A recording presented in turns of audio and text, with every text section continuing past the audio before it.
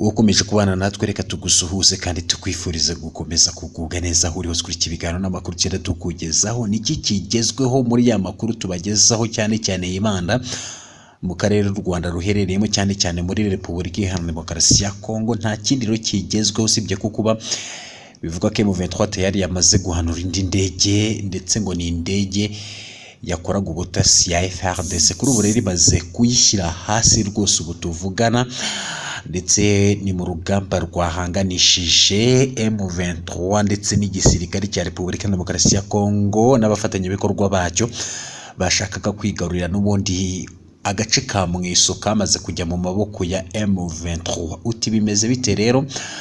Ibi byose twaje tubikubwire gatanu kuri gatanu. Ikindi twakubwira nuko n'ubundi FARDC yagabye igitero cyo kwambura M23 Mweso, ariko n'ubundi birangira ahubwo yambuwe utundi duce, n'utundi duce twagiye mu maboko ya M23, tukaba turi kugenzurwa n'ubundi n'inyeshyamba za M23. Ikaze rero wowe utari wakora subscribe, ukoresha ikindi utere comment nyine ku biganiro n'amakuru tuba tugenda tubagezaho gatanu kuri gatanu. Twakubwira ko rero amakuru atugeraho avuga ko umutwe nyine wa M23 kuri uyu wa gatanu watangije n'ubundi ko watangaje ko ingabo zayo zahanuye indege nto y'igisirikare cya Repubulika Iharanira Demokarasi ya Kongo FARDC. Ni indege izwi nk'ubwoko bwa drone.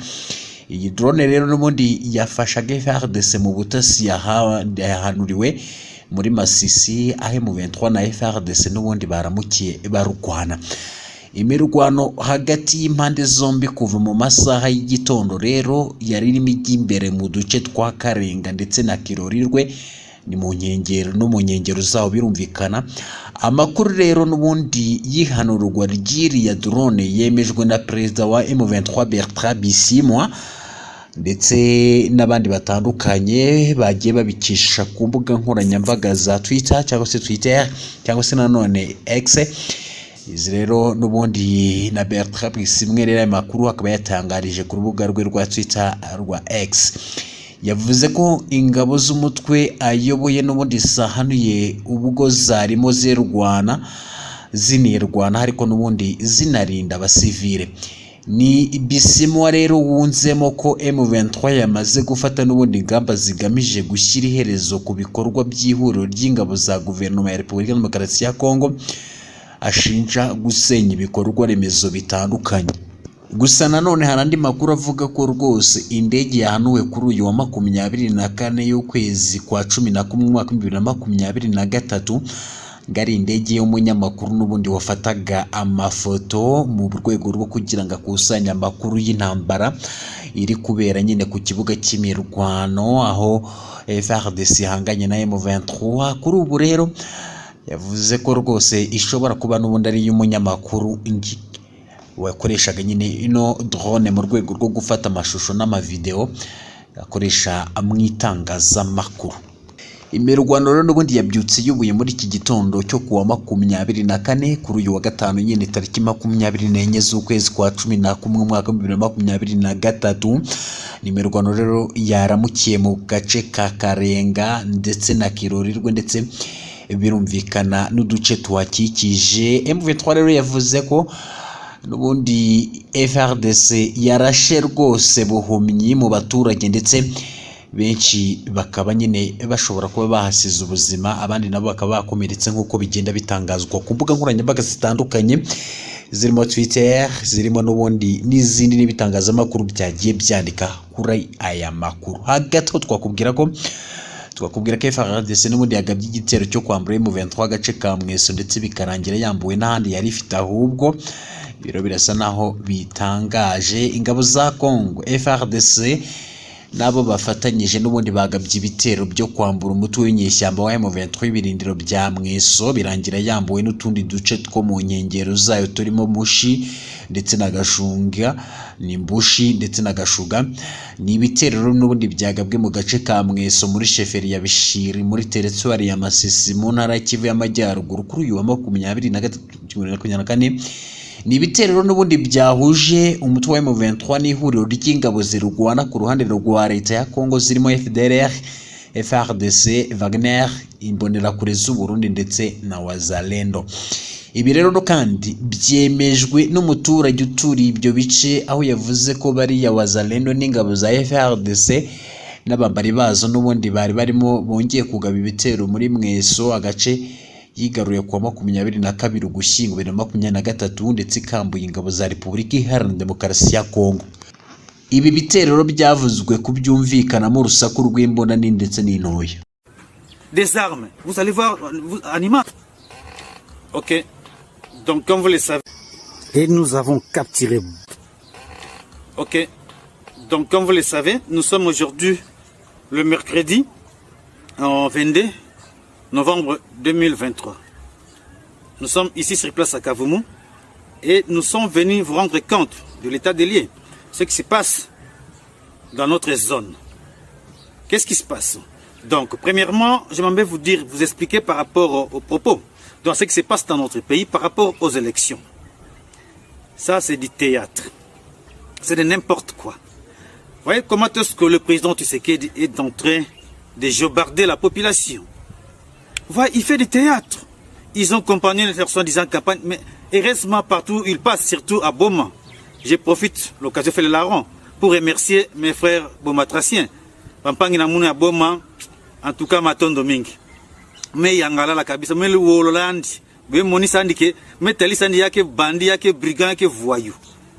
Donc, tout ce qui se passe, on commence à y qu'ils puissent remettre l'argent de RAM. C'est ça.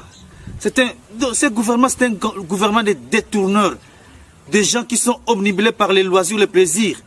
Imaginez, campagne présidentielle, un président doit dire à la population, je dois organiser la CAN, championnat d'Afrique de football des nations, championnat d'Afrique des nations. Mais c'est tellement honteux, c'est tellement ridicule.